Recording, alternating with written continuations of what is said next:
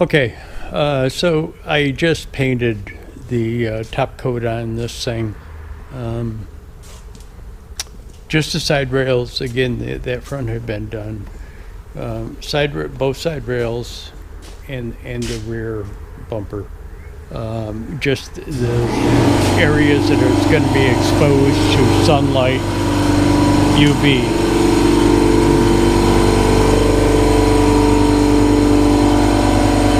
But anyway, there it is.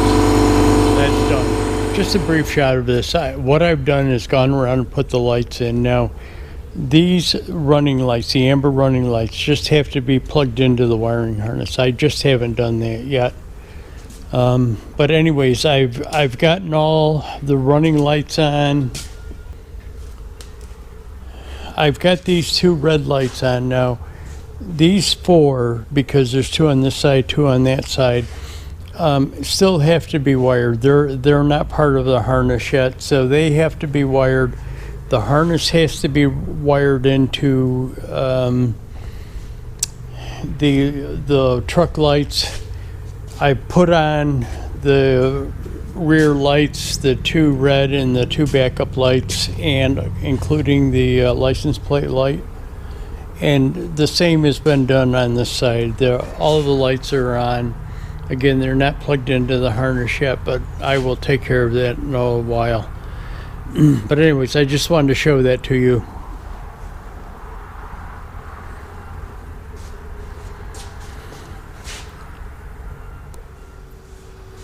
Okay, so it's the following day, the day after I just showed you the clip about me putting the lights in and them not being plugged in and stuff like that. It's the following day. What I'm going to start doing today is the wiring connections for the lights, both the tail lights and all of the running lights. But one of the things that I kind of want to show you, and I may have screwed up, but I'm not really sure. Let me turn the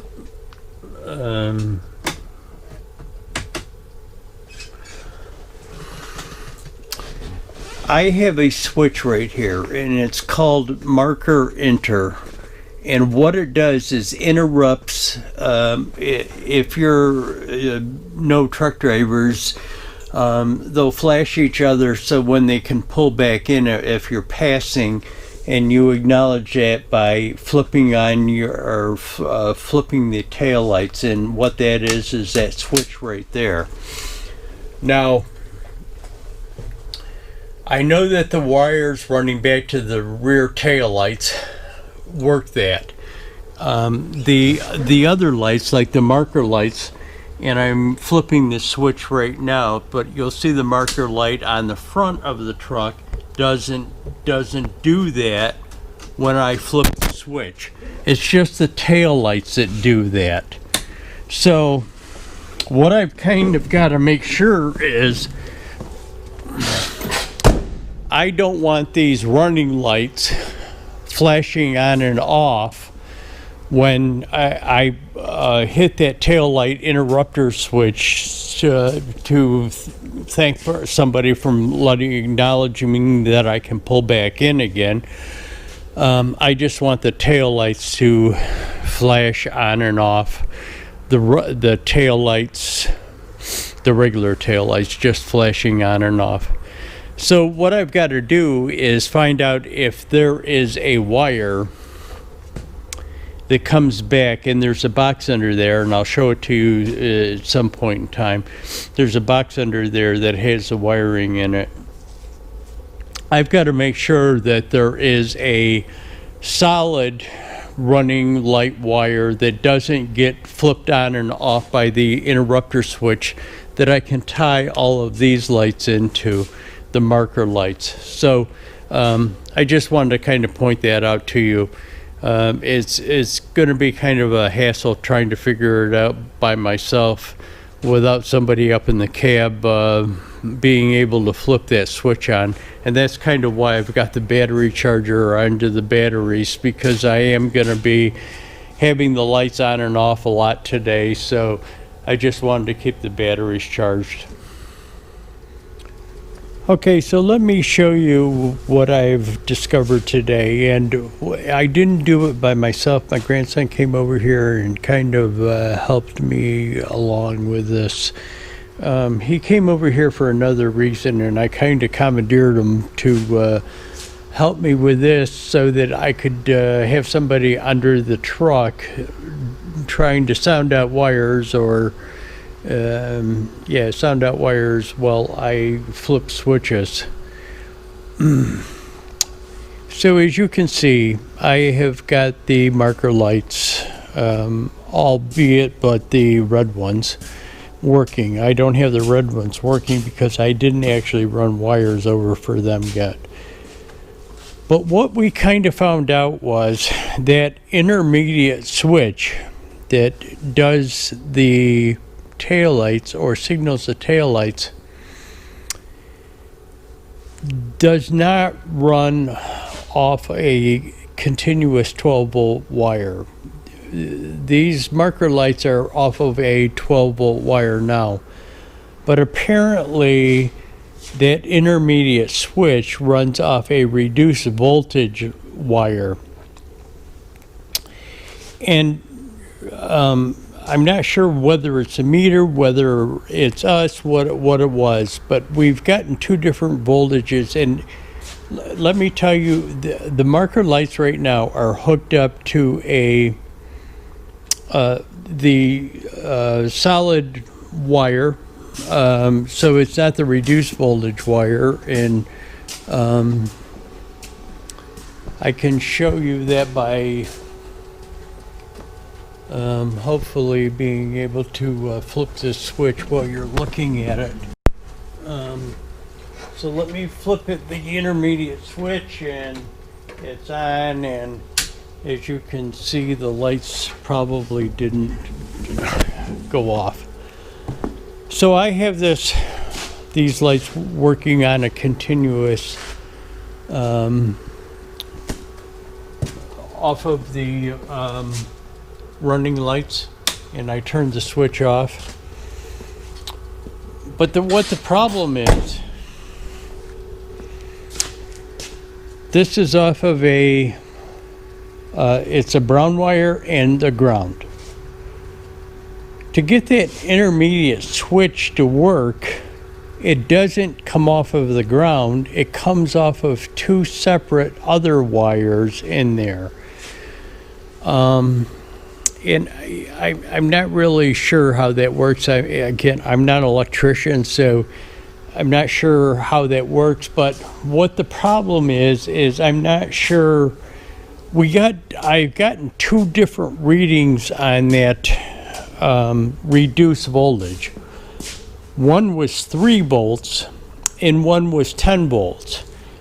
I could live running the tail lights off of 10 volts because they're bright enough, but they don't even work on when it's on 3 volts. And I'm not sure what's going on here. I think it has something to do with the ignition switch being on or off. And so I haven't totally figured it out. My grandson had to leave, and we haven't figured it out. If I can get these lights to work off of 10 volts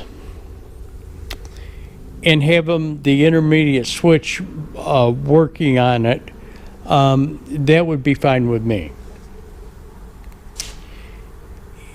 They won't work off of 3 volts, so it has to be 10 or 12. So I've still got that yet to figure out. I've got the red ones to wire up, but I will bring you back and let you know just what I find. I'm going to do some research. It's getting late in the day, and I'm going to be leaving. And what I'll do is when I get home, after my wife will probably fight and argue with me about something because she's sick. Anyways, once I get home and get a chance to sit down, I'll try and search the internet and see if I can find anything on that marker light and how it's supposed to work on the internet. But I'll bring you back. Okay, just a brief shot of the back of the truck with the DOT required reflective tape on the back. Now, I've still got to do the sides, but I'm trying to figure out, very clear, the DOT reflective tape is very clear in the regulations about trailers, but it's not as clear about trucks. But let me figure it out, and I'll bring you back and show you when I get that on too. Okay, I give you a shot of this. I've got the lights. The headlights are tail lights, marker lights wired in. I still haven't got the turn signal or turn signal brake or the backup lights done yet. I've been sitting on that stool under that truck doing all of these wires. My ass is getting sore from sitting on that stool, but anyways, yeah, there's that. I'm gonna try and get the brakes and backup lights done today. I don't have the wire loom on yet, but you know, just the wires. I didn't want to get the wire loom on or put the heat shrink around. I've got the heat shrink on the wire, but I don't have it around the connectors. So in case there was an issue with one of the connections, that I could still get to it. Right turn signal working. Okay, there it is. So the flashers, I got the four-way flashers on, but the right and left turn signal work, the brake lights work. Logically, I can't hold the camera and put the brakes on and show you the lights at the same time, but backup lights are on also. Yeah. Still have to put the wire loom on, but I'm not going to do it today. I've had enough of sitting on that little seat underneath that truck for one day. I'll put the wire loom on tomorrow, get it all set, get it ready. What I did, I'm not sure if I told you about this. If you go to the DOT code, they said there has to be either one piece of reflective tape or one reflector, amber type colored reflector, in the middle of the bed. I put it at the beginning, in the middle, and the end. Just a short piece. I think they're 8 inches long, so it's 4 and 4 on the white and red, and again, front, middle, and back. I haven't done the other side yet, but I will get to that. But anyways, there it is. Lights are done. Now, once I get that wire loom on, get the rest of that tape on, can move on to other things. Wheel bearing and seal, and the air leak on the fan clutch. I've also got to adjust the transmission clutch too. I'm not getting full engagement with that clutch. Not sure if it's just adjustment or if I need to replace the clutch, but let me take a look at it. Not sure how much you're going to be able to see this, but what I've got is I've got all of that wire and wire loom now. Runs back to the junction box, but everything is buttoned up now. And the lights are working properly too. I got the truck out front of the shop. I took it out last night just so that I could clean the floor underneath it, get everything that I had done for the wiring out from underneath it, and push it back and clean the floor underneath it. I just wanted to show you what it looks like out in the outside. So here's all the running lights are on, as you can see. Just to kind of give you a shot of it. as it's sitting outside. Get her back in the shop now. Probably start on, oh, well, I've got to get those other bolts for the mud flaps. I didn't have stainless bolts for this, and I want to get stainless bolts for it so they don't rust. But then I haven't decided yet. I've got some stuff that I want to clean up. I'm not going to be painting in there anymore, so I can take the plastic off the toolbox, get all the tools put away, get that organized. But what I'll probably do is start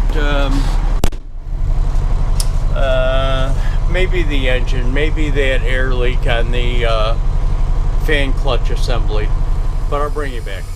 Okay, so it's the following day from when I shot that last video, and what I decided to do is after I cleaned up a little bit, I haven't gotten it totally cleaned up.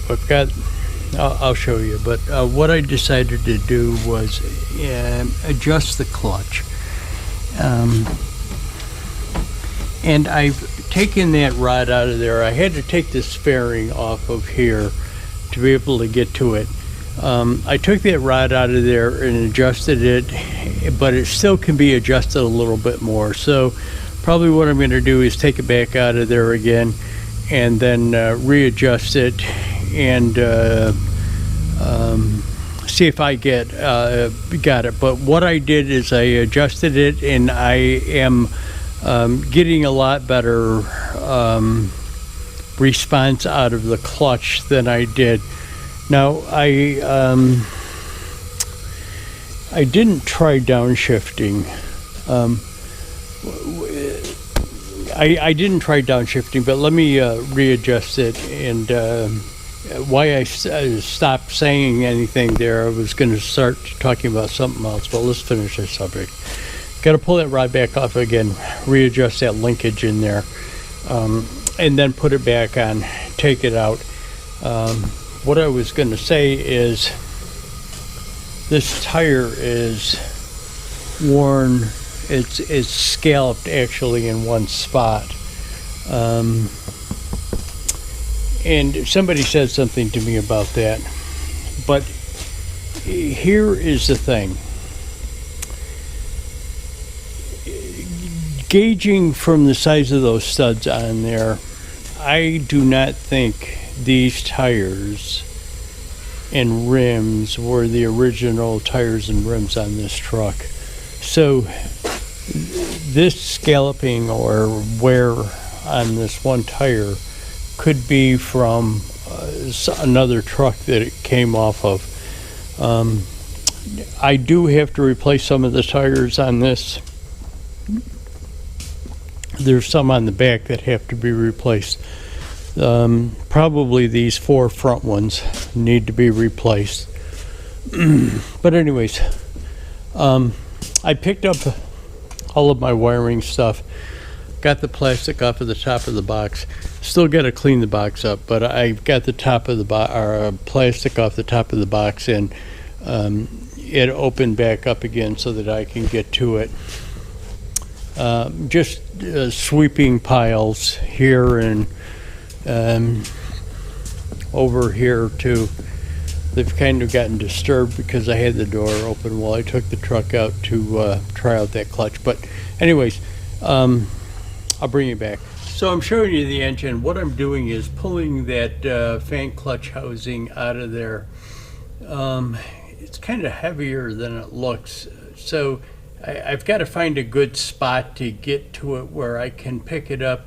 I've got to just move that hose, that little like 1/2 inch or 3/4 inch rubber hose that goes over to the radiator. I just got to move that out to the side, and then I can pick it up. But it's to get a good stance on it, to be able to pick it up and get the fan out from the shroud and the clutch housing out around the engine components is an issue. There's really nowhere to stand in there so that you can pick it up out of there. I'm doing that. What I did this morning is readjusted that clutch again, and it's working fine for upshifting, but it still will not allow me to downshift. I can stop and get it back into gear, but I can't downshift it, and I'm really kind of stymied with it. But I'm gonna do this, rebuild this fan clutch, get that all back together again, and then take it outside. And I've tried double clutching on the downshift, but it still doesn't work.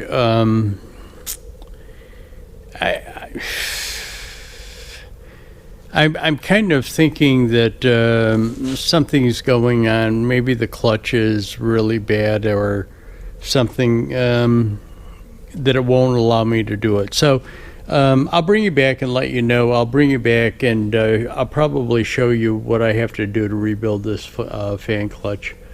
Well, here's the fan clutch out of the truck. It was a little bit of a bitch to get it out. Couldn't get that fan out of there. I had to unbolt it and then ended up just shoving it forward into the towards the radiator to be able to get that thing out of there. I thought for sure that I would be able to get that fan back out of there and then pull the fan clutch out, but that's not the way it went. Here's the rebuild kit for it. I'll do something unheard of for me. There's instructions in here. Let me just go through them briefly because I've never rebuilt a fan clutch, an air operated fan clutch before, so let me go through the instructions. Of course, in typical Fred style, I read the directions afterwards, and it told me to take the fan off of the fan clutch and move it forward to be able to get it out of there. And I told you it was a bitch, and they also said that thing is heavy, 55 pounds, and it's going to be awkward to get it out of there, so it's better if you rig up a little hoist to grab it to take it out. I didn't do that. I got it out okay, but wish I had read the instructions about getting that fan off of there first. I'm going to show you the rebuilding of the fan clutch in another video. That's going to do it for this one this week. Thanks for watching, guys. Hit that like button, leave a comment, subscribe.